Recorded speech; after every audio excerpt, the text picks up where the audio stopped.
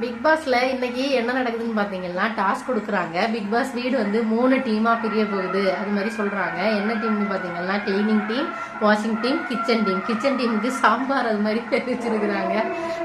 அதுல வந்து என்னன்னு பாத்தீங்கன்னா ஒவ்வொரு டீமும் நடந்துக்கிறத பொறுத்து இந்த டீம்ல இவங்களுக்கு நான் இத்தனை மார்க் தான் கொடுக்குறேன் அது மாதிரி சொல்றாங்க. எல்லாரும் 1 மார்க் 2 மார்க் 3 மார்க் அது மாதிரி தான் மேக்சிமம் கொடுத்துட்டு இருக்காங்க. இந்த டீம்ல எந்த டீம் வெற்றி பண்ண எது ஜெயிக்க போறதுன்னு சொல்லிட்டு வந்து நம்மளுக்கு லாஸ்ட்ல தான் தெரியும். முக்கியமா இதுல வந்து சாண்ட்ராவை தான் எல்லாருமே நடிப்பு அரக்கிங்கிறாங்க.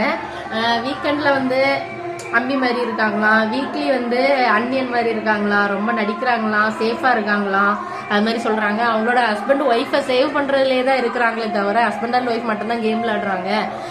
மற்றவங்க எல்லாம் செப்பரேட்டா விளையாடாம அவங்க கப்பிள்ஸா தான் விளையாடுறாங்க. ஒய்ஃபை விட்டு கொடுக்காம பாத்துக்கிறாரு, ஒய்ஃபை தான் பாத்துக்கிறாரு அது மாதிரி சொல்றாங்க. சாண்ட்ராக்கு நிறைய நெகட்டிவ் கமெண்ட் எல்லாமே இருக்கு.